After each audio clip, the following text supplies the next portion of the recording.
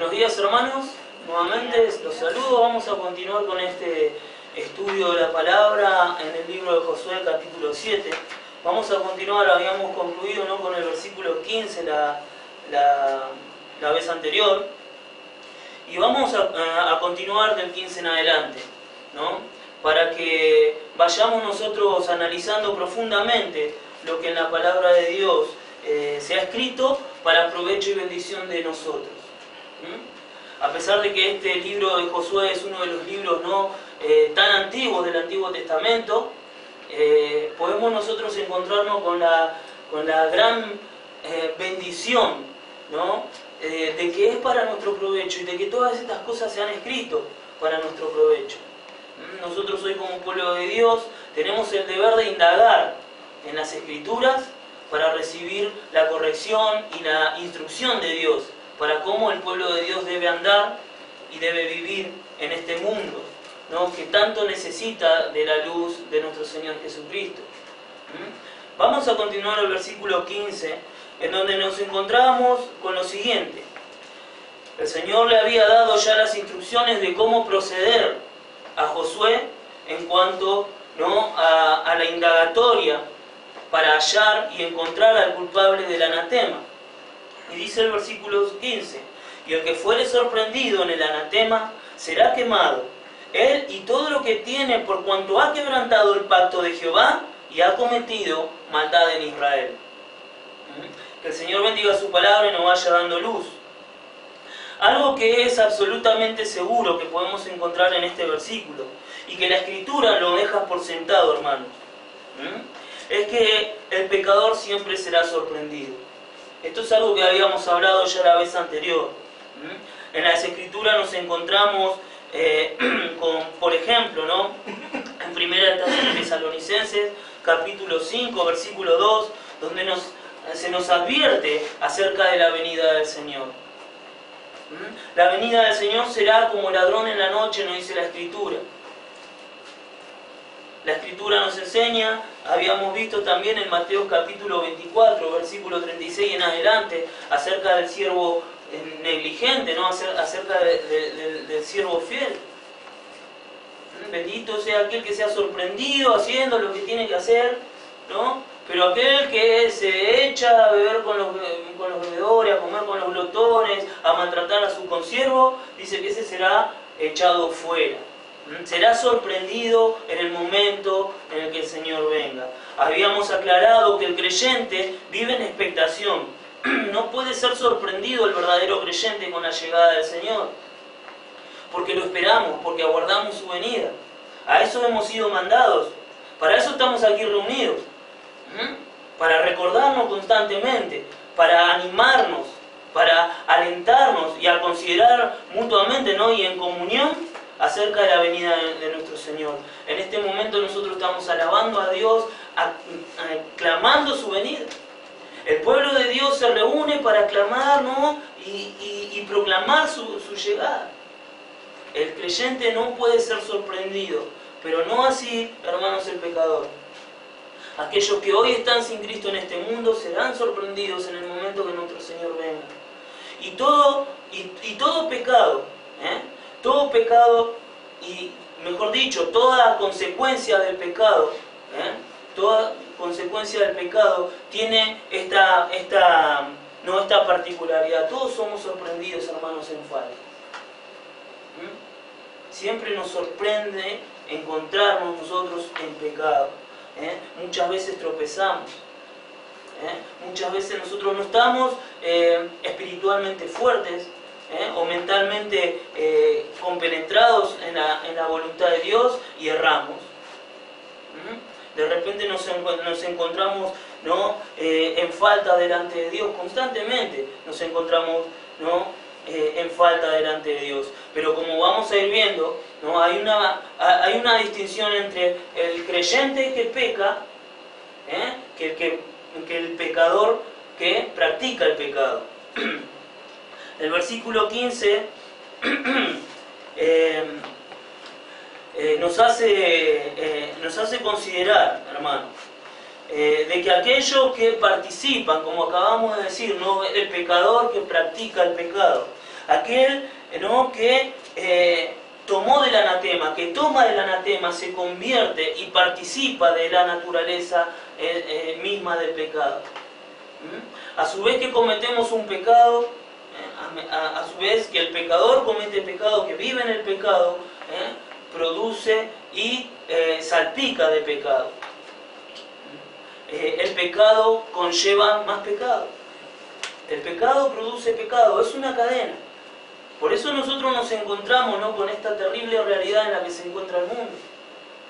Nada podemos hacer. La Escritura dice que todo lo que intentamos hacer sin Dios en nuestra vida es como un trapo de inmundicia. Todo lo que intentemos hacer. El pecado solamente da fruto a más pecado. Decíamos que habiéndose convertido en anatema, Acán, ¿no? Hablamos de Acán, habiéndose convertido en anatema junto al botín tomado, él correría la misma suerte y seguiría con el mismo destino que los despojos de Jericó. El Señor nos ha mandado a purificarnos. Hemos sido llamados a ser santos, como Él es santo. Porque la Escritura nos enseña que sin santidad el hombre no verá a Dios. La iglesia, la esposa, la novia de nuestro Señor Jesucristo, debe presentarse sin mancha y sin arruga. Debe estar preparada. El pueblo de Dios debe estar preparado. Debe estar preparado y debe vivir en santidad. Y vemos aquí, hermano, ¿no?, en el versículo 15, que todo aquello que en nosotros es pecado debe ser destruido, hermano. Todo lo que constituya un obstáculo en nuestra comunión con nuestro Santísimo Señor debe ser destruido en nuestra vida.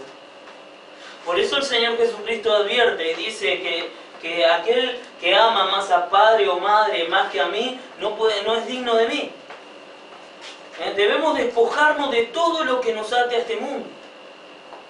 Por eso siempre recordamos, ¿no?, a nuestro hermano Jorge Morales, que nos hablaba del desprendimiento, ¿no?, de ser desprendido, desprendernos de este mundo, que tanto nos cuesta desprendernos de este mundo.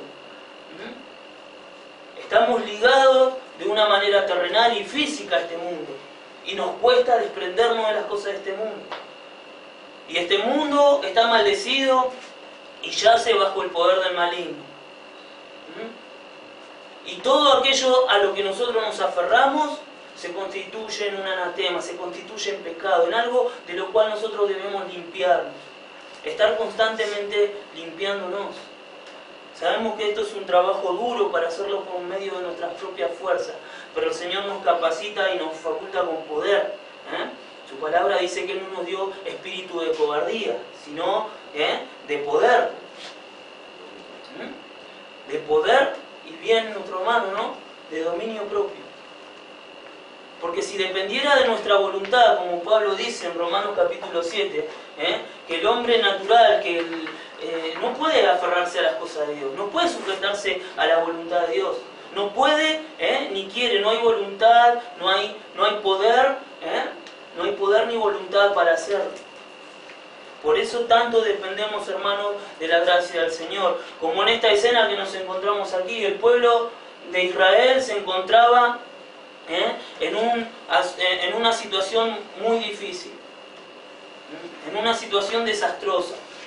Habían huido de sus enemigos, habían perdido el favor de Dios.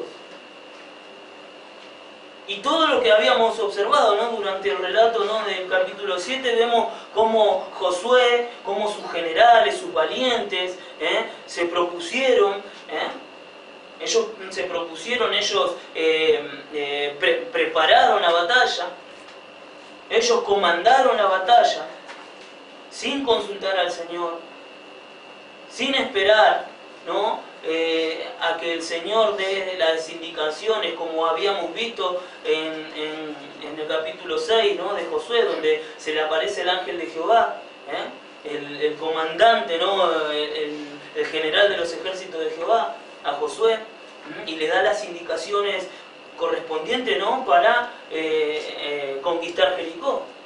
Así pasa nuestra vida, hermanos.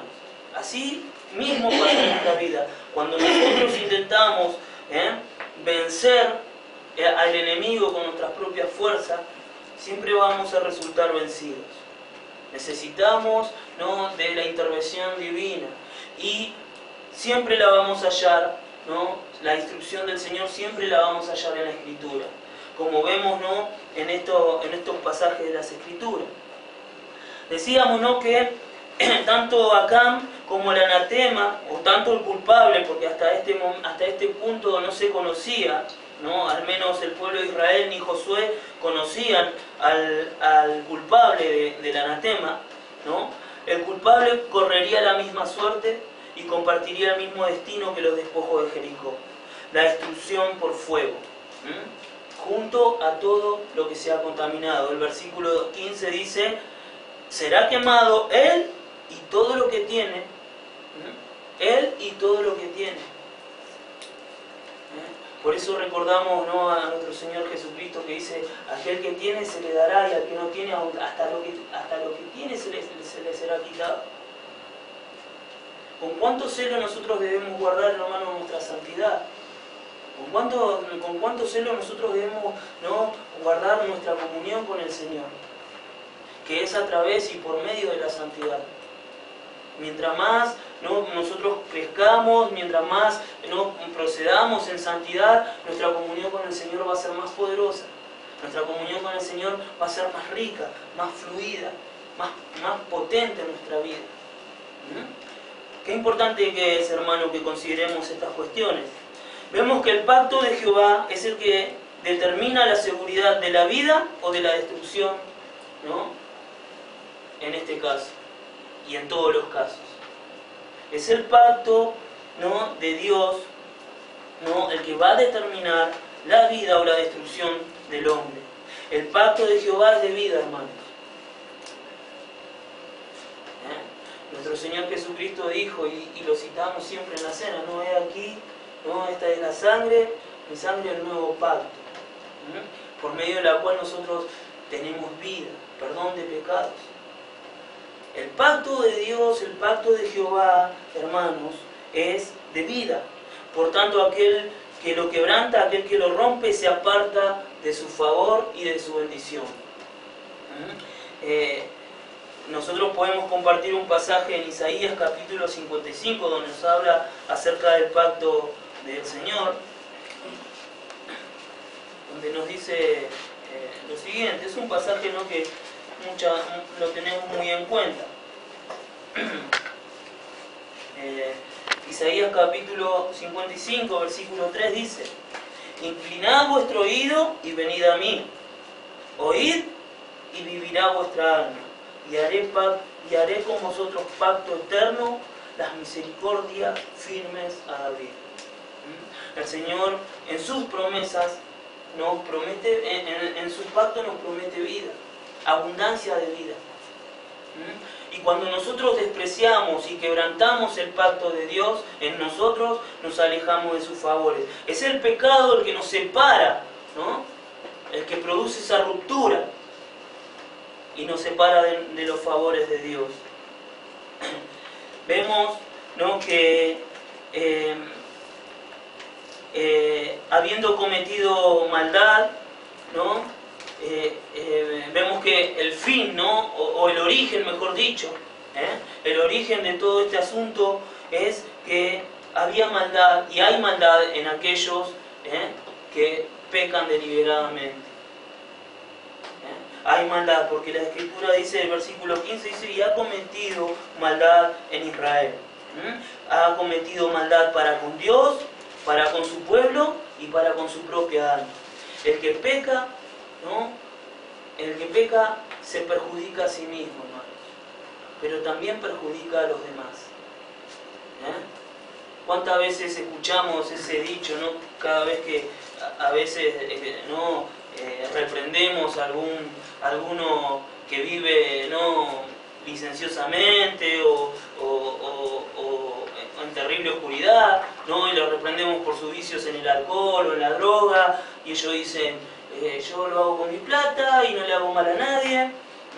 Yo he descubierto, hermanos, una realidad ¿no? Una triste realidad, y la he descubierto tarde en cuanto, ¿no? al daño ocasionado, al daño que he ocasionado viviendo pecaminosamente, viviendo en la oscuridad.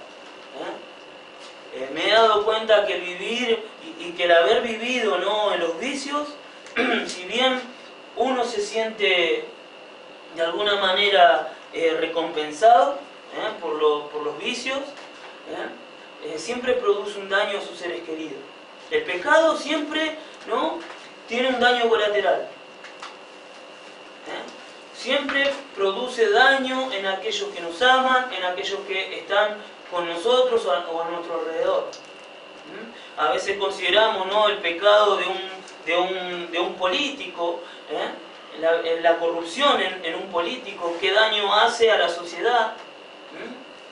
La corrupción en la policía o en la justicia, la corrupción en lo laboral, cómo todo eso tiene ¿no?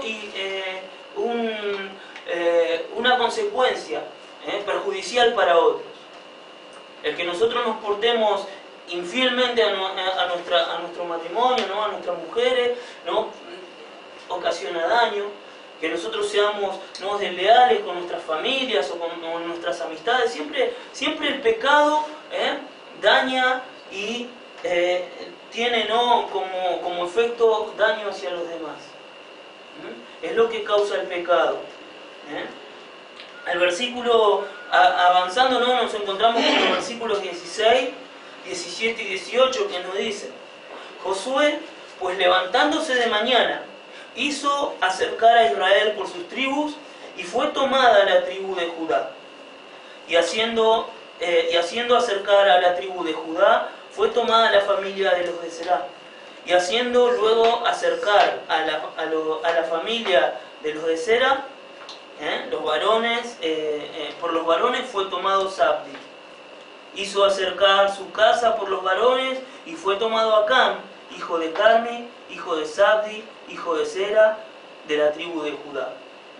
Acá, en estos 3 versículos, nos encontramos con el procedimiento aplicado por Josué, ¿no? que nuestro propio Señor le había dado. Y vamos a encontrarnos con principios fundamentales, hermanos, para cuestiones, tanto sea familiares, pero principalmente congregacionales, hermanos. Vemos como primeramente en el versículo 16, que Josué, como líder y como cabeza de la congregación de Dios, tomó la iniciativa. Tomó la iniciativa y motivó, condujo al pueblo a la obediencia. Decíamos, ¿no? de que esto tiene principios fundamentales para la conducción, digámoslo así, para la conducción de la iglesia del Señor, como para las familias, ¿no? para nuestros hogares. Es aquel que ha sido puesto como cabeza de hogar, como cabeza, el que debe dar la iniciativa. Es ese mismo el que debe motivar a los demás. Nosotros, hermanos, sabemos que tenemos un pastor que es nuestro Señor Jesucristo, el buen pastor, el rey de los pastores. Pero Él nos ha bendecido a nosotros, ¿no? con un cuerpo bien gobernado, ¿no? Si bien somos seres humanos sujetos a errores, sabemos de que el Señor nos ha bendecido con un buen liderazgo.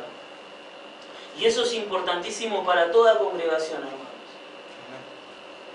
Lo fue para la congregación de Israel en el desierto, con Moisés, y lo fue, ¿no? con Josué. Fue importantísimo, fue crucial. El Señor no levanta como cabeza al que no capacita como cabeza. Por eso nosotros debemos aprender a confiar a aquellos que el Señor ha puesto delante de nosotros. No por sus capacidades, no por sus cualidades, sino por el hecho de que Dios lo constituyó en su soberanía y por gracia a liderar a su pueblo, a gobernar a su iglesia. A veces nos cuesta como seres humanos someternos al gobierno o a la dirección de los hombres. Y más cuando estamos aprendiendo, ¿no?, en cuanto a la soberanía de Dios en la iglesia, muchas veces se confunde, porque nosotros provenimos de un lugar que no consideraba importante tener pastores en la iglesia. No consideraba el pastorado como algo fundamental en la iglesia. Creían que las cosas se daban por antigüedad, el liderazgo se daba por antigüedad, o por una casta familiar, digamos. Pero sabemos de que no es así. Aunque el Señor puede hacerlo así, debemos nosotros aprender a amar, debemos nosotros aprender a seguir, a apoyar, a orar por aquello que el Señor ha puesto, ¿no?, delante de nosotros, hermanos. Vemos acá, siempre estamos recordando, ¿no?, y observando en el capítulo 7 de Josué, las grandes facultades de líder de Josué, ¿no?, sus grandes aptitudes como líder.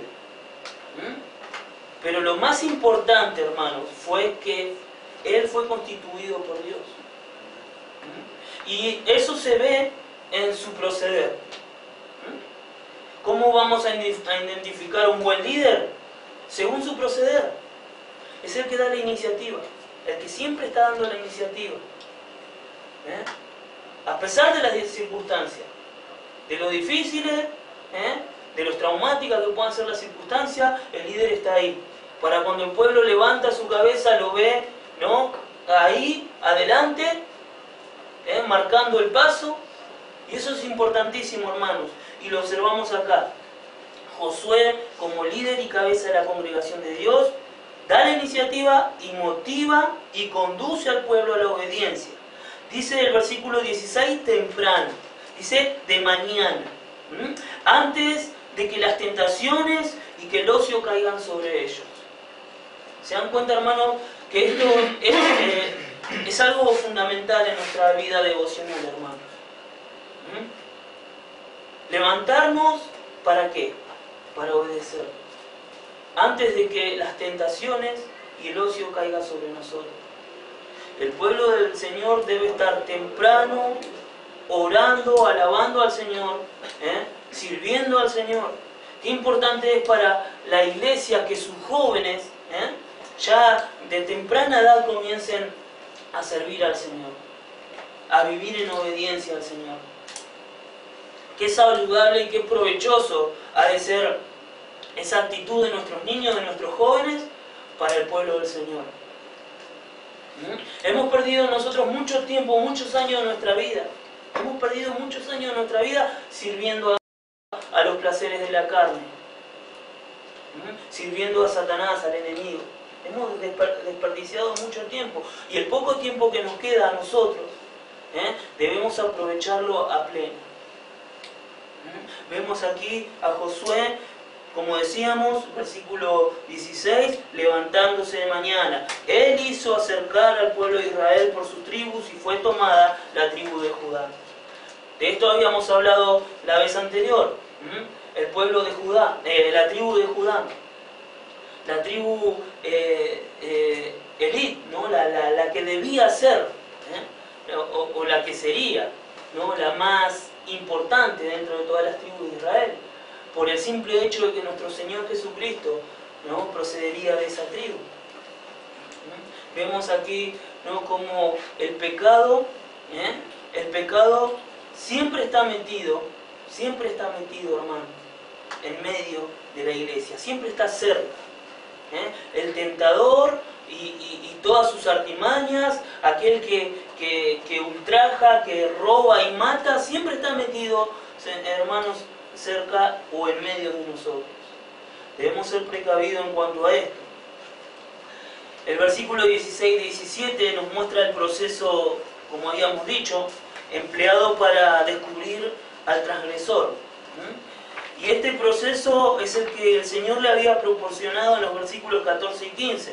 Recordemos que dice, ¿no? os acercaréis pues mañana por vuestras tribus, y la tribu que Jehová tomare se acercará por sus familias, y la familia que Jehová tomare se acercará por sus casas, y las casas que Jehová tomare se acercará por los varones, y aquel que fuese sorprendido en el anatema será quemado. Bueno, versículo 15, ¿no? El Señor le había dado estas indicaciones, estas instrucciones, ¿no? Para que Josué proceda, ¿no? Para descubrir al transgresor. Y esto nos habla, hermano, acerca de la providencia divina, en cuanto al discernimiento y el juicio en la iglesia. Esto nos habla acerca de la gracia de Dios derramada sobre su pueblo para resolver asuntos, ¿no? Los asuntos que, bueno, suceden en la congregación. El Señor nos da la instrucción y la sabiduría. Él nos da el discernimiento. Él nos marca el proceder. Y a medida que vayamos avanzando vamos a ir viendo ciertas, ¿no? Particularidades en las cuales el Señor nos exhorta a proceder en cuanto a al discernimiento, ¿no? Y el juicio en la iglesia. Decíamos que el versículo 16 y 17 nos habla acerca de esa providencia divina, de la cual hoy la iglesia, ¿no? Contemporánea carece y acude a métodos y a sistemas humanos, a sistemas y procedimientos corruptos para resolver sus problemas, inapropiados, o a veces desmedidos. Vemos en el versículo 18 que dice que hizo acercar su casa por los varones y fue tomado Acán, ¿no? Es hallado el culpable en el versículo 18 y, como vemos, es sorprendido por Dios. Si bien Acán observaba, ¿no? Él estaba en medio, como habíamos hablado, ¿no? Él estaba en medio de sus hermanos, viendo cómo la suerte cada vez le caía más cerca. La tribu, uy, yo soy de la tribu de... Cayó la tribu de Judá, uy, yo soy de la tribu de Judá. Después siguió, ¿no? Con las familias, Sabdi, uy, yo soy de la... Y cada vez la suerte caía más cerca de él. Él observaba. Y a pesar, podíamos observar, que a pesar de que todo esto lo estaba arrinconando, llega el momento que es sorprendido, que es descubierto.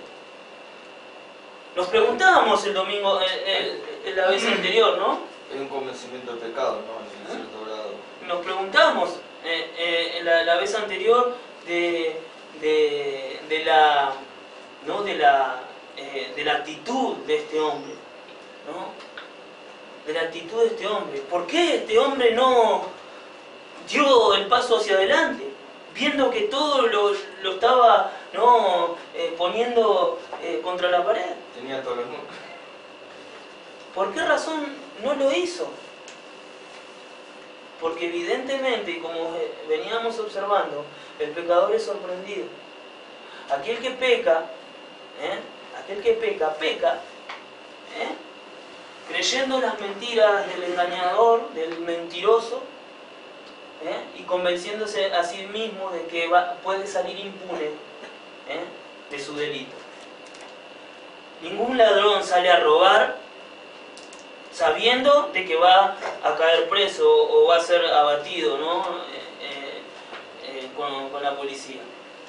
¿Quién sería tan insensato de hacer algo sabiendo de que vas a ser perjudicado? El que miente tiene toda la intención y procura tener todas las garantías de salir, ¿no? Salirse con la suya. El que engaña hace lo mismo. El infiel, ¿no? Comete infidelidad creyendo de que nadie lo va a descubrir. Acá, hasta el último momento de este procedimiento, estaba esperanzado en salir impune. Y esto es, hermanos, una gran exhortación para aquellos que no han considerado el llamado del Señor. Porque el llamado de salvación no es una oferta que Dios hace al incrédulo, al pecador. Es un mandamiento, es un llamado. No estamos nosotros despreciando el llamado de Dios, estamos desobedeciendo. No estamos siendo justos cuando decimos, no, yo no merezco la misericordia del Señor. Estamos siendo desobedientes. Y vemos, decíamos que en este punto, en el versículo 18, acá es sorprendido. Se cumple, ¿no? Esa ley, se cumple. El pecador siempre cae sorprendido por la justicia, siempre es sorprendido. Y vemos, ¿no?, que este fue sorprendido, fue hallado y fue sorprendido por Dios. Este proceso cumple con la justicia de Dios. El proceso que Dios le dio a Josué para descubrir al culpable cumple con la justicia de Dios. Pero también, hermanos, podemos observar que cumple también con su misericordia. ¿Cómo nosotros debemos proceder y tratar el pecado en la iglesia? Debemos ser implacables. La justicia de Dios es implacable con el pecado. Pero también, hermanos, debemos nosotros proceder con misericordia. Para que gradualmente, vemos en este proceso, ¿no?, en el proceso gradualmente, ¿no?, el propósito era que el pecador gradualmente vaya siendo convencido de pecado. A medida que la suerte caía cada vez más cerca, él debía haberse arrepentido. El propósito de Dios, como Pedro nos enseña en 2 de Pedro, capítulo 3:9, el Señor no retrasa su venida, sino que Él es paciente para con todos, para que todos procedan al arrepentimiento y nadie se pierda. La voluntad de Dios es que nadie se pierda. Y hoy podés, ¿no?, te despertaste, te levantaste de tu cama y estás planificando ya para el lunes qué es lo que vas a hacer. Y no estás considerando que el Señor está siendo paciente contigo. Y no estás considerando que la justicia de Dios es implacable. De que Dios no puede ser burlado. Te estás engañando a sí mismo, como dice en Gálatas capítulo 6, versículo 7, ¿no? No os engañéis a vosotros mismos, Dios no puede ser burlado. Nosotros debemos, hermanos, proceder de la misma manera, ser implacable. Como iglesia debemos ser implacables con el pecado, pero misericordioso con el pecador. Debemos procurar, como vamos a observar, ¿no?, la restauración de aquel, ¿no?, que ha fallado, aquel que ha tropezado, aquel que ha caído en pecado, hermanos. Es la voluntad de Dios de que nadie se pierda, y nosotros no podemos pasar por encima de la voluntad de Dios. No podemos nosotros desconsiderarla, desestimarla. Continuamos viendo el versículo 19. Dice: entonces Josué dijo a Acán: hijo mío, da gloria a Jehová, el Dios de Israel, y dale alabanza, y declárame ahora lo que has hecho, no me lo encubras. Versículo 19. ¿Qué observamos en este versículo, hermanos?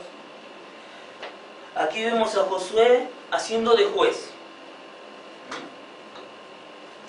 indagando al culpable, indagando a Acán de una manera tierna y compasiva. Ese es el proceder que debemos tener, hermano. Cuando vemos, ¿no?, que él no lo inculpa, no lo inculpa justa y agresivamente, porque hubiese sido justo que lo trate como ladrón, como hipócrita, como infiel. Era digno de todos esos calificativos acá. Pecador, ¿no?, perdido. Él era digno de todos esos adjetivos, hermano. Pero observamos aquí, ¿no?, la compasión con la que se condujo este gran líder del pueblo de Dios, considerando a su prójimo como a sí mismo. Es algo que no hemos visto nosotros, hemos padecido ese trato injusto, ¿no?, de no ponerse del lado de otro. Y seguramente, hermanos, que alguna vez nosotros hemos procedido incorrectamente, sin ponernos del lado del otro, sin compadecernos del otro. A veces lo hacemos con nuestros hijos. Queremos ser implacables, con sus fallas, con sus errores, con sus pecados, con la desobediencia de nuestros hijos, ¿va? Y debemos ser implacables para corregirlo. Queremos que nuestros hijos no sean robles en cuanto a su conducta, en cuanto a su carácter, en cuanto a su fe. Y somos implacables en cuanto al pecado, pero muchas veces, hermanos, desconsideramos este aspecto de la reprensión. De considerarnos a nosotros mismos. Ser compasivos. Muchas veces realmente es el propósito restaurar a nuestro hermano. Realmente es el propósito. Pero muchas veces también procedemos de manera incorrecta. Y vemos aquí a Josué dándonos un ejemplo, ¿no?, dándonos un ejemplo de cómo proceder en un caso no similar. Decíamos que él indaga a Acán de una manera tierna y compasiva, sin inculparlo, como decíamos, justa y agresivamente, por el agravio que trajo sobre Israel y sobre Josué mismo. Vemos acá, ¿no?, algo realmente destacable de los valores, de los ejemplos que el Señor ha puesto en la Escritura. El agravio que había cometido Acán no solamente había recaído sobre el pueblo de Israel, sino también contra Josué mismo. Esto nos muestra, ¿no?, un aspecto de mansedumbre de parte de Josué. Nuestro Señor Jesucristo nos ha enseñado de que si nos abofetean una mejilla, pongamos la otra. Él nos da el ejemplo de mansedumbre. Él dice, ¿no?, sean como yo, que soy manso y humilde. Es el ejemplo que el creyente debe seguir, es el ejemplo que todo líder debe seguir, sin dejar de ser implacable con el pecado. Porque como vamos a continuar viendo, hermanos, Pablo dice en Romanos capítulo 6, versículo 23, dice que la paga del pecado es muerte. En Hebreos también se nos habla, ¿no?, de que aquel que rompe, ¿no?, aquel que no obedece a la ley de Moisés muere irremisiblemente. Su palabra, la palabra de Dios, no es absoluta en esos aspectos.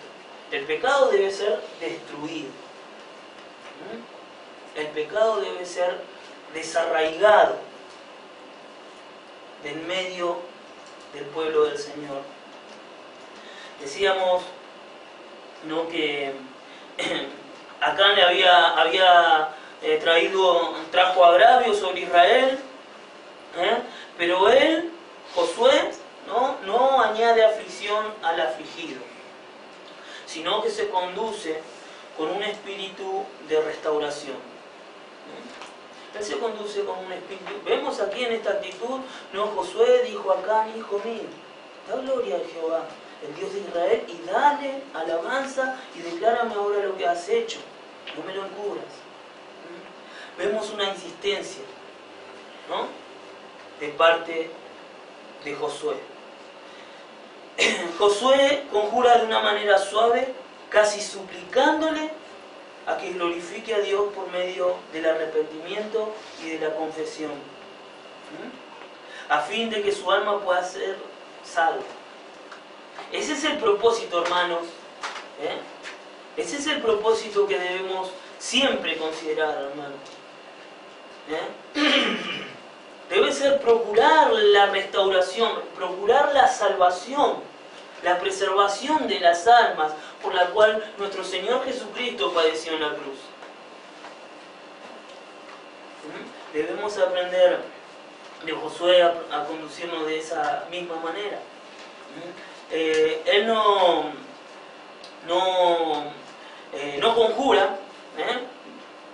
En esto observamos, ¿no?, que Él no lo hace de una manera agresiva. Él no hace de una manera agresiva y procurando la condenación o la destrucción de Acán, como el sumo sacerdote Caifás había conjurado a nuestro Señor Jesucristo. En Mateo capítulo 26, versículo 63, dice, todos recordamos, ¿no?, porque es una de las escenas, ¿no?, más tremendas, ¿no?, del arresto de nuestro Señor Jesucristo, cuando Él compadeció delante del Sanedrín, ¿no?, del concilio. Versículo 63,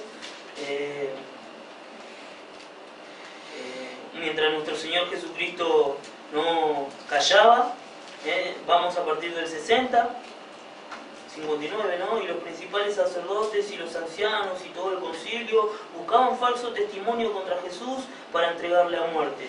Y no lo hallaron, aunque muchos testigos falsos se presentaban, pero al fin vinieron 2 testigos falsos, que dijeron, este dijo que puede derribar el templo de Dios y en 3 días reedificarlo. Levantándose el sumo sacerdote le dijo, ¿no respondes nada? ¿Qué testifican esto contra ti? Mas Jesús callaba. Entonces Él conjuró a confesar a nuestro Señor Jesucristo, ¿no?, a dar testimonio de lo que Él hacía. Dice, te conjuro por el Dios viviente que nos digas si eres tú el Cristo, el Hijo de Dios.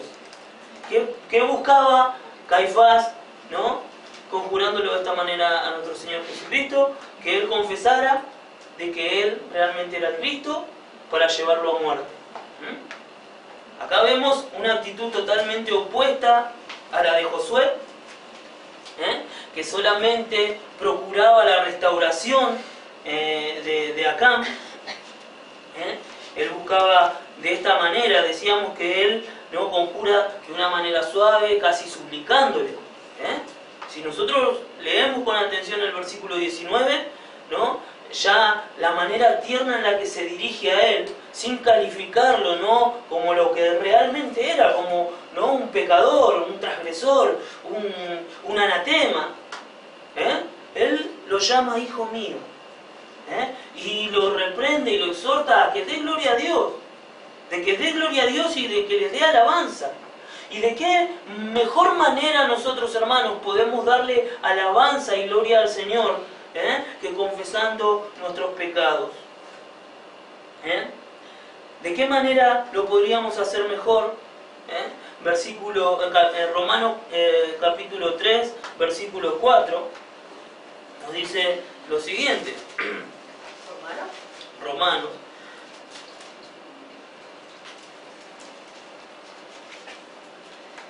Dice,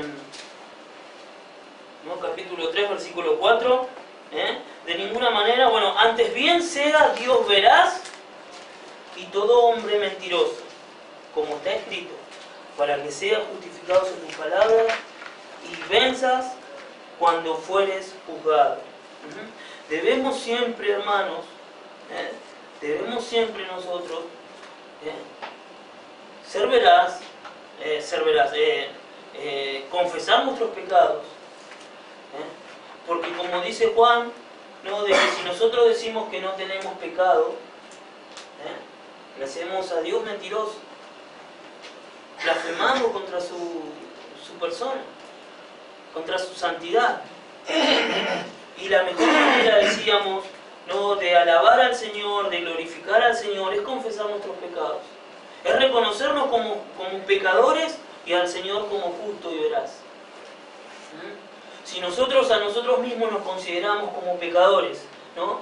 Cuando la convicción del pecado viene a nosotros y nosotros reconocemos nuestro pecado y nuestra condición, estamos dándole gloria y alabanza al Señor, porque estamos diciendo de que la exhortación del Evangelio en mi vida es real, es veraz, está basada en una verdad. Si reconoces tu pecado, estás dándole gloria al Señor, estás alabando su nombre. Y a esto lo anima, ¿no?, Josué, a que dé gloria al Señor, que dé gloria y que alabe al Señor. Vemos que Dios ha delegado a Josué para recibir la confesión de Acán, como si la recibiese Dios mismo. Vemos aquí cómo el Señor no utiliza a su siervo. Y Él le dice, declárame, ¿no? Josué le dice, declárame, saca a la luz. Debemos nosotros ir a la luz, hermano. Siempre proceder a la luz. Lo estamos aprendiendo, ¿no? Nuestro hermano aquí que nos ha enseñado durante todo este tiempo, lo estamos aprendiendo en la primera carta de Juan, ¿no? Que el Señor es luz, nosotros debemos ir a la luz. Debemos confesar nuestros pecados, debemos sacar a luz. No debemos ser como el mundo, porque recuerdan que Juan, ¿no?, en el capítulo 3 dice que la condenación vino al mundo porque porque la luz vino al mundo y los hombres amaron más las tinieblas que la oscuridad. Que la luz, perdón. Gracias por la corrección. Nos encontramos que el mundo ama las tinieblas, no quiere ir a la luz para que sus obras sean manifiestas. Pero aquel dice que practica la verdad viene a la luz. Para que sus obras sean reconocidas en Dios. El creyente debe ir a la luz, para que sus obras sean reconocidas que son hechas en Dios. ¿Y qué obra, no? ¿Qué obra más ejemplar, ¿no?, que podamos hacer nosotros para que sean reconocidas en Dios que llevar nuestros pecados a la cruz? ¿Qué obra más que deslumbre, más evidencia que esa? El creyente debe dar testimonio con su vida, debe vivir una nueva vida, y todo esto tiene que ver, hermanos, con llevar nuestros pecados a la cruz del Señor, con confesar nuestros pecados. Él le dice, declárame, saca a la luz las obras infructuosas de las tinieblas. Esto es lo que el Señor quiere que hagamos, hermanos. Que siempre confesemos nuestros pecados, de que no seamos sorprendidos en ellos. Esto también es un incentivo, hermanos, a no pecar, a no permanecer en el pecado. Porque somos, hermanos, somos débiles según la carne, estamos sujetos a vanidades a causa de nuestra naturaleza pecaminosa. Y esto nos exhorta a no permanecer en el pecado. Que podemos pecar, podemos fallar por debilidad. Pero no podemos, hermanos, no debemos permanecer en ese pecado. Debemos acudir inmediatamente a los pies de nuestro Señor Jesucristo. Debemos proceder al arrepentimiento lo más pronto posible para no ser hallado ni sorprendido en pecado. Es exhortado también por Josué a no ocultar su pecado delante de aquel que no puede ser burlado, justamente como decíamos Gálatas 6:7, ¿no? Él es exhortado por Josué, no me lo encubras. El Proverbio capítulo 28, versículo 13 dice que el que encubre su pecado no prospera. Aquellos que encubren su pecado no van a ser prosperados. El pecador no puede y nunca va a ser prosperado, como vemos en este caso. Acán procuró tomando el anatema, esos bienes, ese botín, procuró beneficiarse, prosperarse a sí mismo. Pero vemos, hermanos, que el pecado solamente produce muerte. Produce muerte. Versículo 20 dice: y Acán respondió a Josué diciendo: verdaderamente yo he pecado contra Jehová, el Dios de Israel, y así he hecho. En el versículo 20 nos encontramos con la confesión de Acán. Pero en una situación y en un momento, si nosotros consideramos, hermanos, todo el proceso, ¿no?, que el Señor había hecho con el pueblo de Israel para dar con el culpable, vemos nosotros que, ¿no?, el tiempo no es el propicio. El tiempo no es el propicio. Cuando seamos sorprendidos, hermanos, cuando seamos sorprendidos, el creyente, vuelvo a repetir, ¿no?, cuando el pecador sea sorprendido, cuando el pecador sea sorprendido no va a haber misericordia.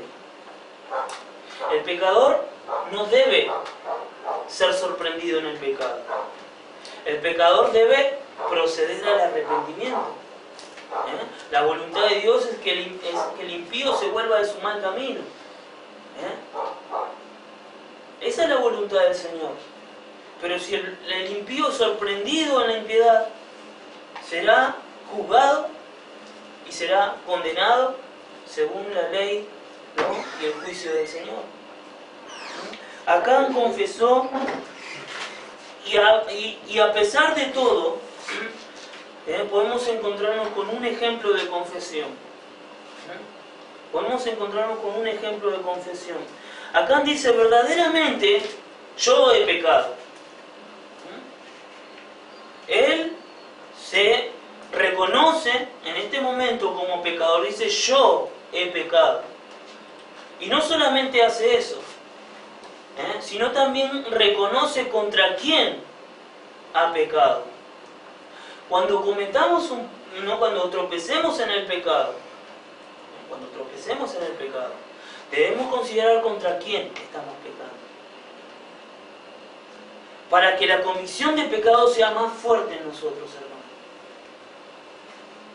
Debemos nosotros saber a quién servimos y de qué espíritu somos, para que la represión del Señor, para que su palabra produzca en nosotros arrepentimiento y procedamos a la confesión, ¿no?, y a la restauración de nuestra comunión con el Señor. Dice, versículo 20: yo he pecado contra Jehová, y así he hecho. La confesión de nuestros pecados, hermanos, debe ser nombre, apellido, dirección, número de documento. Nuestro pecado debe ser... ¿Por qué razón? Porque debemos identificarlo realmente. A veces no pedimos perdón al Señor por cierta actitud o cierta acción, sin considerar realmente y profundamente, ¿no?, la acción o la actitud que hemos tenido, ¿no?, el impacto que eso conlleva. A veces pedimos perdón por pedir perdón, porque estamos acostumbrados, ¿no?, que dijo una mala palabra, perdón Señor, y estamos, ¿no?, en ese ejercicio que se convierte también, que se puede llegar a convertir, ¿no?, en una costumbre, en un hábito, sin considerarlo profundamente, sin analizar profundamente, ¿no?, las consecuencias, las causas, y contra quién se ha pecado. Él dice: así y así he hecho, ¿no? Esto es algo que nosotros, hermanos, debemos considerar, ¿no?, y aplicar en nuestra vida.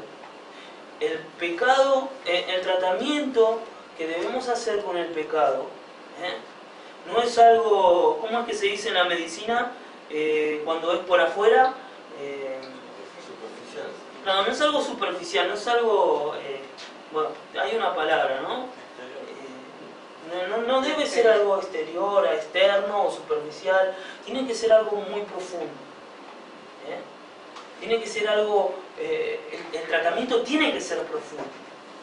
tiene que ser tajante, tiene que ser, no, se tiene que aplicar cirugía, se tiene que cortar. No podemos nosotros hacer un tratamiento Paliativo. ¿Paliativo? Bueno, tiene que ser, ¿no?, cirugía. Tenemos que cortar, tenemos que nosotros extirpar de nosotros el pecado. De la raíz. Por eso vemos en esta confesión, ¿no?, un ejemplo, y vemos las instrucciones que Dios nos da a través de este relato bíblico de cómo nosotros debemos tratar el pecado en la congregación, en nosotros, en nuestro hogar.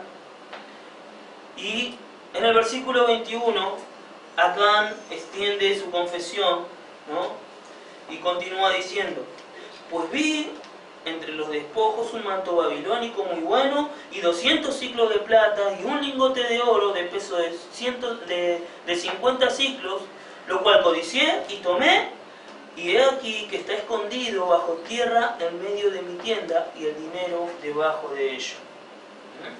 Acá es donde hace más extensa su confesión, hace más explícita su confesión, y vemos el patrón, ¿no? El patrón, podemos identificar en la confesión el patrón, ¿no?, del pecado en nosotros, hermanos. La seducción.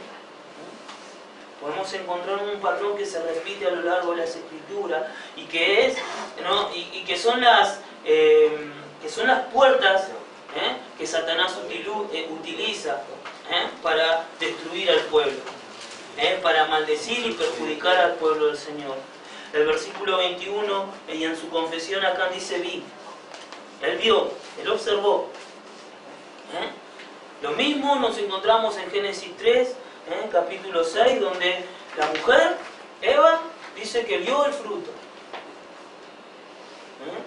Ella vio el fruto. También nos encontramos, ¿no?, en segunda de Samuel, en el capítulo 11, donde David, ¿no?, peca con Betsabé. Dice que él se paseaba en las tardes, ¿no?, por el palacio, y de repente vio a una mujer bañándose, contempló su belleza, la miró, la empezó a mirar, como la mujer al fruto, le pareció bueno. Seguramente a David la mujer, ¿no?, Betsabé, le habrá parecido buena en su observación, como muchas veces nos pasa a nosotros. El pecado tiene una entrada directa a nosotros por nuestra vista, porque continúa en su confesión diciendo: pues vi entre los despojos un manto babilónico muy bueno, y 200 siclos de plata, y un lingote de oro de peso de 50 siclos, lo cual codicié. La tentación, cuando entra por nuestros ojos, produce en nosotros codicia. Eva vio el fruto y lo codició, le pareció agradable. También David observó a la mujer, le pareció agradable. Y vemos como esto también tiene un proceso. Dice que lo vio, lo codició y lo tomó. De la misma manera que Eva, en el huerto del Edén, vio, codició y tomó. Consumó el pecado, ella comió. David con Betsabé durmió con ella, dice la Escritura, ¿no?, en el capítulo 11. Dice que la hizo llamar, y durmió con ella, consumó el pecado. Acá vemos, ¿no?, que Acán también, ¿no?, consuma el pecado, dice que codició y lo tomó. Es sabio, hermanos, y es prudente de nosotros no quedarnos a contemplar aquello que en nosotros produce codicia. A veces nos paramos delante de una vidriera, ¿no?, o delante de cualquier cosa que pueda a nosotros parecernos agradable a la vista. Debemos nosotros tener cuidado y analizar todo, filtrar todo eso mediante la voluntad del Señor. No codiciarás, dice su palabra. No codiciarás, dice su mandamiento. Debemos nosotros hacer de la palabra de Dios, nuestra guía de conducta. Debe ser la palabra de Dios el filtro que tiene que existir entre medio de nosotros y el mundo. Es su palabra la que nos protege, ¿no? Como la capa de ozono al planeta Tierra, es su palabra la que protege al creyente, al hombre, de la tentación y del pecado. Es la que nos contiene. Porque la tentación está afuera, pero somos nosotros los que queremos salir a tomar. Estamos observando y queremos, pero es su palabra la que nos contiene. Por eso su palabra dice, no codiciarás. Y dice que, versículo 21, que él codició y tomó, y aquí que está escondido. Otra de las particularidades que tiene el pecado consumado. Uno cuando peca, oculta su pecado. Procura ocultarlo. ¿Qué hicieron Adán y Eva cuando comieron del fruto? ¿Qué hicieron? Escondieron su vergüenza. Ellos cosieron unas hojas y se hicieron unos delantales, y cuando lo oyeron, escucharon al Señor paseándose por el huerto, ¿qué hicieron? Se escondieron de su presencia. David hizo lo mismo. Él quiso ocultar su pecado, trayendo al marido de Betsabé y enviándolo a dormir con ella para que tengan relaciones, y en esa cuestión quede oculto el pecado del rey David, que luego lo mandó, pobre hombre, lo mandó a la muerte, ¿no? Lo explica Santiago, le da una explicación un poco más a lo de acá, ¿no? Capítulo 1, versículo 4, 14, versículo 1, 14. ¿No ¿Sí? puede leer eso? ¿Lo tenés, hermano? Léelo, por favor. Todo lo contrario, cada uno es tentado cuando sus propios malos deseos lo arrastran y seducen. Primera, Santiago, capítulo 1. Versículo 14. Sí, Santiago,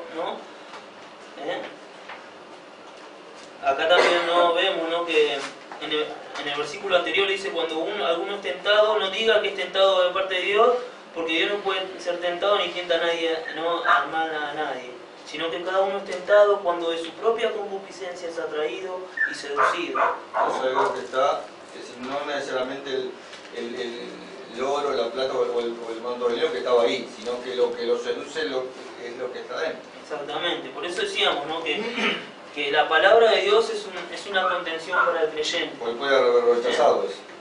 Porque es la que nos contiene, porque somos nosotros, la tentación está afuera, pero somos nosotros los que vamos a ella. Eva le había dicho que, ¿recuerdan cuando Satanás le preguntó acerca de los frutos de los árboles del huerto? Ella dijo, no, pero de ese que está en el medio, dice, no lo como ni lo toquemos, dijo, le dio una solemnidad mayor al mandamiento. Pero fue seducida,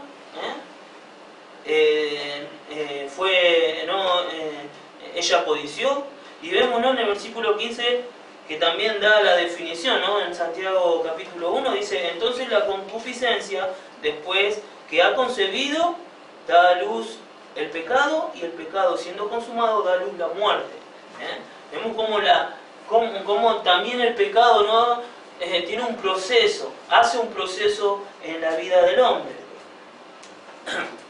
Continuamos, decíamos de que el hombre, el pecador, aquel que peca, aquel que consuma el pecado, intenta ocultarlo. Decíamos que Adán y Eva se ocultaron del Señor en el huerto. David quiso ocultar su pecado. Vemos aquí en este caso como Acán dice que ocultó el anatema en medio de su tienda, y la escondió bajo tierra, y el dinero debajo de él, metió todo ahí. Él intentó ocultar su pecado. Es lo que comúnmente y lo que naturalmente el ser humano busca hacer cuando peca. Por eso debemos tener nosotros muy en cuenta esto, hermano. Al pecado debemos nosotros tratarlo con seriedad. Debemos ser fieles al Señor y llevar nuestros pecados en confesión al Señor. No lo ocultemos porque el Señor sabe todas las cosas. Porque por naturaleza intentamos buscarlo o, en su defecto, justificarlo. Que es una manera de ocultar nuestros pecados. A nuestra conciencia. Porque en nuestra conciencia, ¿qué decimos? No, pero se lo merecía. Muchas veces, no, lo hice por esta razón. Es muy natural, hermanos, y principalmente en los creyentes, es muy común ver cómo nos justificamos, buscamos justificarnos a nosotros mismos. Porque procuramos nosotros estar bien delante del Señor. Y cuando nos encontramos con la realidad de que somos torpes para andar en luz, que somos incapaces, que somos débiles, nos encontramos con la realidad de nuestras flaquezas, muchas veces eso produce tristeza y decepción. Y el creyente no quiere, ¿no? El ser humano no quiere vivir en ese estado, entonces procura de todas maneras y justifica sus actos, queriéndose justificar. Tenemos el ejemplo de los judíos. Dice que ellos iban en busca de la justicia, que no es por fe. Que queriendo establecer la suya propia, recuerdan todos esos pasajes de la Escritura donde nos habla no de la justificación mediante la ley, todos hacían sus rituales. Hoy en estos días la iglesia cristiana también busca de esa manera justificarse a sí mismo, busca la justificación en rituales, en tradiciones y en cuestiones realmente físicas que nada tienen que ver con la gracia, nada tienen que ver con la misericordia de Dios, con la soberanía de Dios operando para justificarnos a nosotros. Decíamos que y nos encontrábamos con este proceso: vio, codició, tomó, escondió. Él hace su confesión, y en el versículo 22 Josué envía a mensajeros. Dice: Josué entonces envió mensajeros, los cuales fueron corriendo a la tienda, y aquí estaba escondido en su tienda, y el dinero debajo de ello.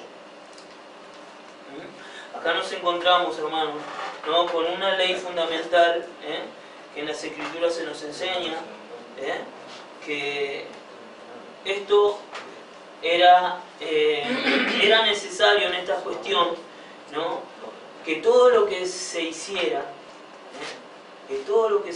para esclarecer el hecho, sea avalado por testigos. La Escritura nos enseña de que el testimonio de dos personas es verdadero.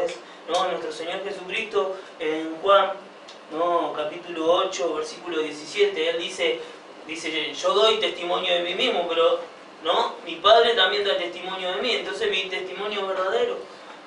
Porque en la ley está escrito, capítulo 8 de Juan, para ser más específico,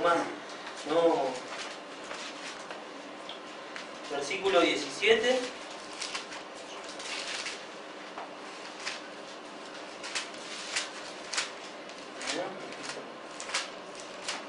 Versículo 16 dice, Versículo 15 dice: vosotros juzgáis según la carne, yo no juzgo a nadie. Y si yo juzgo, mi juicio es verdadero, porque no soy yo solo, sino yo y el que me envió, el Padre. Y en vuestra ley está escrito que el testimonio de dos hombres es verdadero. Y era necesario en esta situación, hermanos, como en toda situación que tenga que ver con tratar un asunto semejante como que nos encontramos aquí, es necesario, hermano, la participación de los testigos. Como en toda situación, o en toda situación de juicio, en todo juicio porque la iglesia debe hacer juicio de ciertas cuestiones, es necesario el testimonio de los testigos, la presencia de los testigos. Y Josué envía a estos mensajeros. Y también nos encontramos con particularidades muy loables para todos aquellos que participen, ¿no?, en el tratamiento que se hace en la iglesia, ¿no?, en cuanto al pecado. Dice que estos mensajeros fueron corriendo. Nos habla de la diligencia, ¿no? Nos habla de la diligencia y nos habla del compromiso que ellos tenían con la causa. Si bien la causa tiene que ver con glorificar al Señor, con santificar al pueblo, con santificar a la iglesia, también la causa tenía que ver, ¿no?, con restaurar al hermano. Siempre debemos considerar estas cosas, la gloria de Dios, ¿no?, la gloria a su nombre por sobre todas las cosas, pero no dejemos de considerar, hermanos, todo aquello por lo cual nuestro Señor Jesucristo ha muerto. Todo juicio en la iglesia, todo juicio en la iglesia del Señor debe ser para restaurar y no para destruir, como hemos padecido nosotros.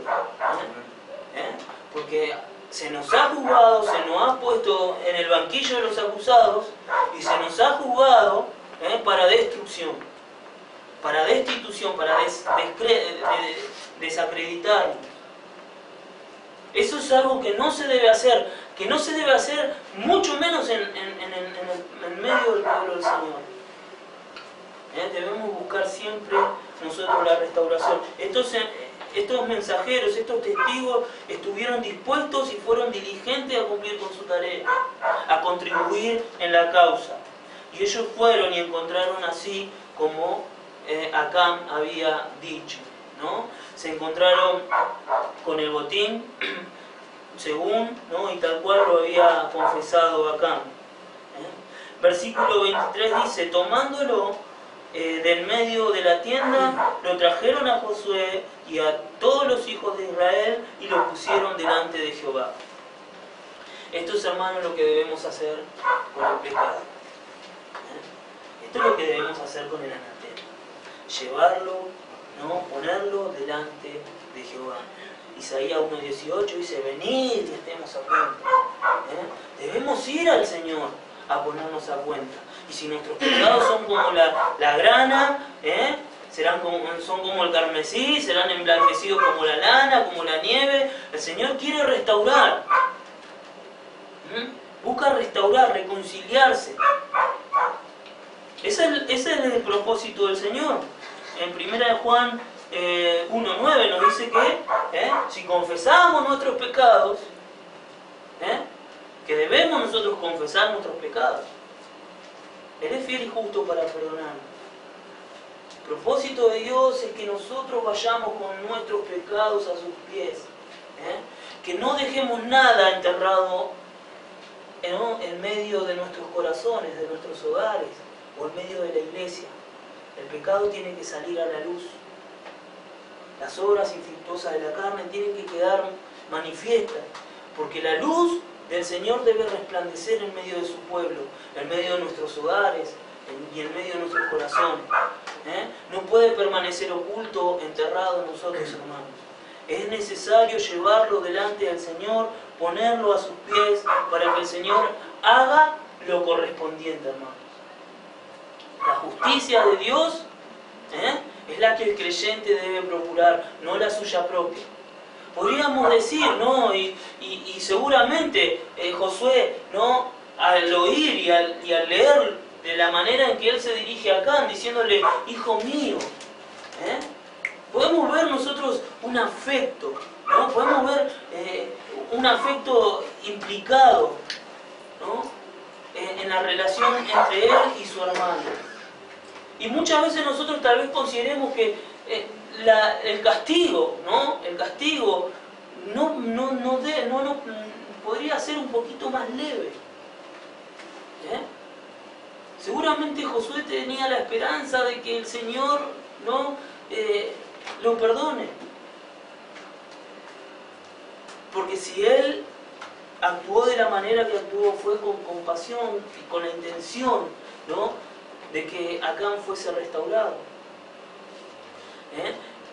Pero la justicia de Dios es la que debe, ¿no?, prosperar y prevalecer por sobre la nuestra.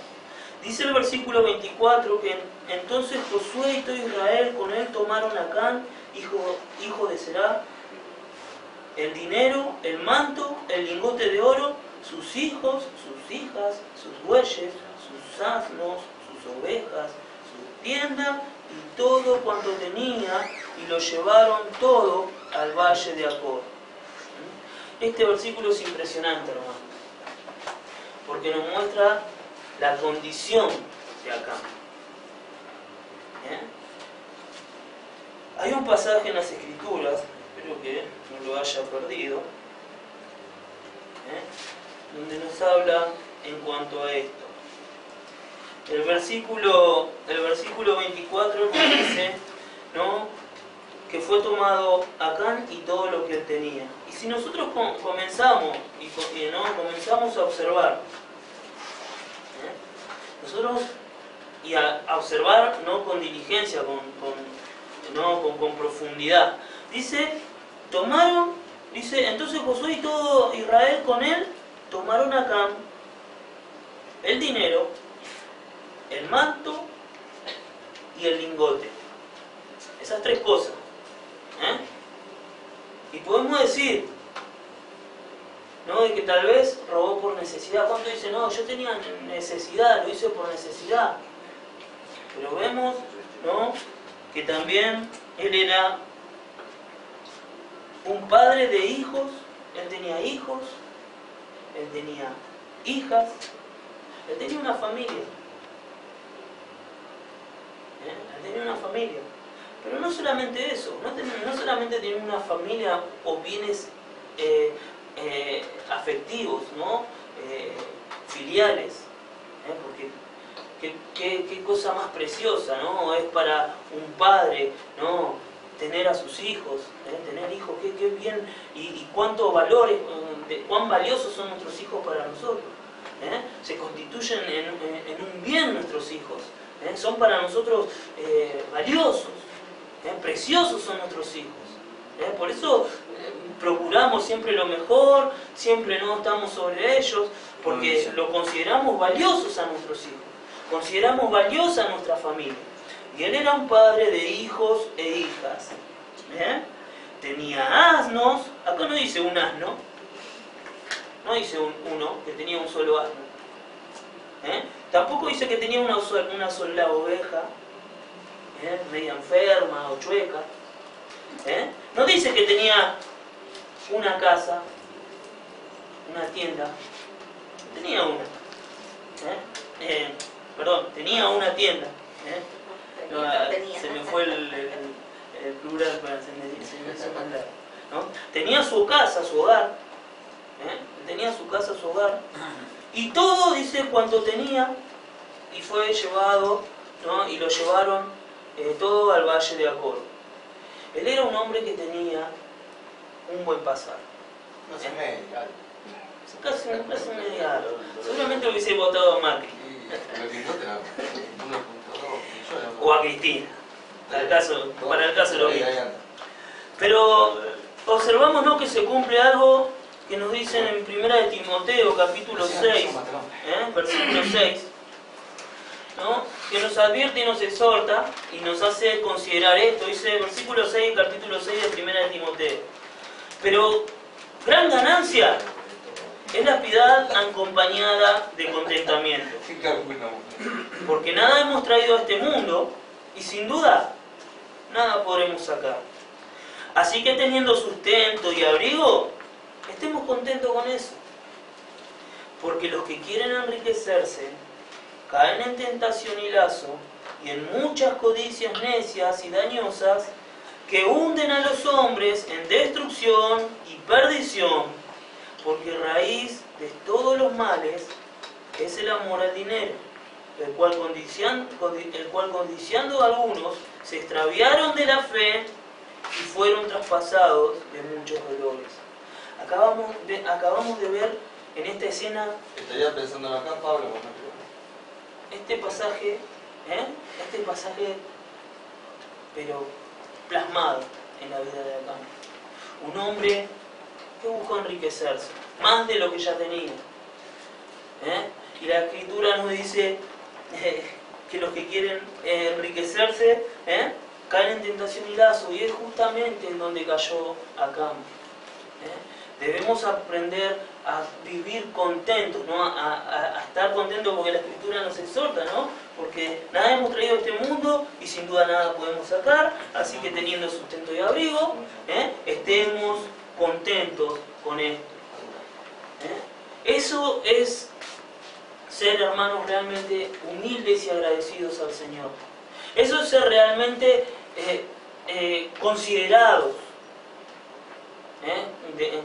para con Dios, sabiendo que lo poquito, lo mucho que tenemos es por gracia y provisión divina.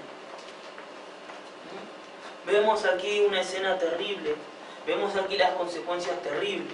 Ellos fueron llevados acá en su familia, sus bienes, al valle de Acor, que Acor significa turbación, y el versículo 25 dice: y le dijo Josué, ¿por qué nos has turbado? Túrbete Jehová en este día. Y todos los israelitas los apedraron y los quemaron después de apedrearlo. Y levantaron sobre él un gran montón de piedras que permanece hasta hoy. Y Jehová se volvió del ardor de su ira. Y por esto aquel lugar se llama el Valle de Acor hasta hoy. Acá vemos la implacable justicia de Dios, aplicada justa, aplicada justamente. No podemos decir, es injusto el Señor. ¿Por qué se llevó a sus hijos y a sus hijas? ¿Por qué lo hizo? ¿Es injusto el Señor? Siempre hablamos de este asunto, ¿no? Evidentemente su familia era cómplice en la fechoría, en el pecado cometido. Él no pudo haber enterrado todo ese botín sin que su familia se hubiese dado cuenta. En medio de la tierra. Fue en medio del hogar, en el seno del hogar. Esto nos enseña, hermanos, y nos exhorta a no ser partícipes del pecado ajeno. A veces nosotros, por amor a nuestros seres queridos, nos constituimos en anatema porque participamos del pecado ajeno. Por amor a nuestras familias. Por no entrar en conflictos con nuestros seres queridos. Con nuestros hijos. Esto a mí me ha dado fuertes exhortaciones y un buen tirón de orejas, ¿no? En cuanto a mi situación con mis hijos mayores. Y seguramente que a todo aquel que no está en una situación similar lo trae a reflexión. Lo trae a reflexión. El Señor quiere que no seamos partícipes del pecado ajeno. No podemos nosotros arrastrar a toda nuestra familia. No podemos nosotros permitir que eso pase, que nos arrastren con el pecado. Porque a veces lo permitimos. Permitimos que se nos arrastre nuestras amistades, nuestras familias, nuestros hijos, nuestra esposa, nuestro marido. Pónganle el nombre que le quieran poner. Muchas veces somos arrastrados por el pecado ajeno. Y estamos queriéndole dar gloria y alabanza al Señor. Vemos el fin de aquellos. Recordamos al sacerdote Elí. Él fue perjudicado. Su ministerio fue perjudicado a causa de sus hijos. Pero no simplemente por el pecado de sus hijos, sino porque él no los confrontó. La Escritura dice que él no los estorbó en su mal proceder, en su mala manera de vivir, cuando sus hijos llevaban rameras al templo y hacían desastre, ¿no? Entonces, hermanos, esta exhortación nos llega de lleno, nos llega de lleno que lo que debemos hacer, es el ejemplo que nos está dando la Escritura aquí con Josué. Ir a aquellos que están en falta, con el mismo espíritu que Josué procedió, con el mismo propósito con el que Josué procedió, de restaurar y de salvar las almas. Porque de lo contrario, observamos aquí las consecuencias de aquellos que no proceden de la misma manera. Fueron llevados junto con Acán al valle de Acor. Dice, no, que en ese día los israelitas lo apedraron, lo quemaron, después de apedrearlo. Vemos que la justicia del Señor prevalece. El pecado, la paga del pecado, hermanos, es muerte. No produce otra cosa el pecado más que la muerte. Y a veces nos cuesta entender y considerar esa realidad. A veces somos nosotros incrédulos. Somos incrédulos. Y no llegamos a considerar esta gran verdad que la paga del pecado es muerte. El Señor le dijo a Adán y a Eva en el huerto, ¿no?, que si ellos desobedecían, ciertísimamente morirán. Y el Señor no es hombre, Dios no es hombre para mentir. Él me envía su palabra y esta no vuelve vacía sin haber hecho, sin haber cumplido por lo cual fue mandada. Terrible cosa, hermanos, es caer en las manos de Dios vivo, porque Él es fuego consumidor. Debemos nosotros considerar el pecado como lo que realmente es, hermano, para poder tratar el pecado en nuestras vidas, en nuestros hogares y en la congregación del Señor. Ellos fueron destruidos en ese lugar, fueron turbados, realmente fueron turbados. ¿Qué turbación, qué experiencia más perturbadora? Tanto para el pueblo como para esa familia, para esos hijos. Nada quedó de Acán sobre la faz de la tierra. Dice que levantaron, versículo 26, sobre él un gran montón de piedra que permanece hasta hoy. Y Jehová se volvió del ardor de su ira. Es en ese momento, hermanos, donde es desarraigado, donde es quitado el pecado del medio de nosotros. Donde el Señor aplaca su ira, donde, como dice la Escritura, se vuelve el Señor del ardor de su ira. Debemos aprender, hermanos, que la bendición de Dios tiene que ver y es conducida por medio de la santidad. Si queremos ser una congregación fuerte en cuanto al ministerio, en cuanto a palabra, en cuanto a bendición, si queremos ser familias prósperas espiritualmente, porque sabemos que de lo físico y de lo material el Señor se va a encargar. Así, por supuesto, como de lo espiritual, ¿no? Pero si queremos ser una familia, ser creyentes verdaderos creyentes, poderosos en el Señor, debemos limpiar y desarraigar de nosotros todo pecado. Vemos que aquí ellos no fueron muertos en medio de la congregación de Israel. Fueron llevados fuera. Fueron quitados y exterminados. No solamente quitados, fueron eliminados, exterminados, destruidos.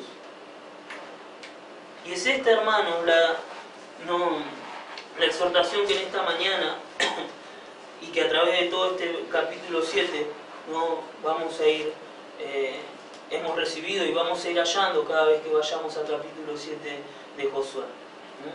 Vamos a cerrar con una oración. Hay una cosita, ¿no?, que quizás para descomprimir un poco el versículo, es decir, para darle un poco más de amplitud al último versículo, ¿no?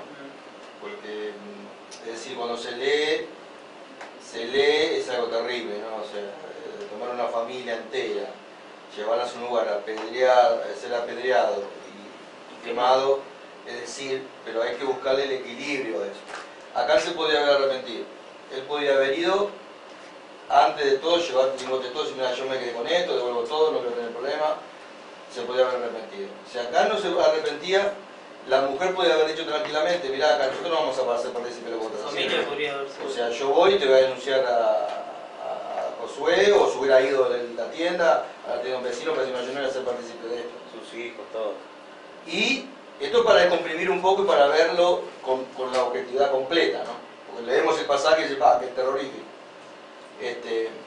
Y otro punto es el hecho de que tenemos que ver a Jesucristo.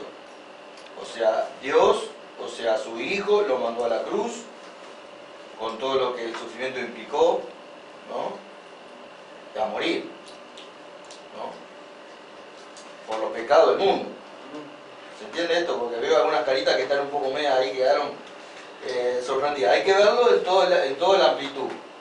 O sea, que Dios manda o sea, en su justicia, ¿no? Porque la justicia, es decir, Dios no hace concesiones con el pecado, lo que queda claro acá.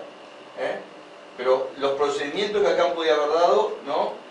Él los podía haber dado. Vemos a Jesucristo muriendo en la cruz, en una terrible muerte por los pecados. Sin derramamiento de sangre no hay perdón de los pecados.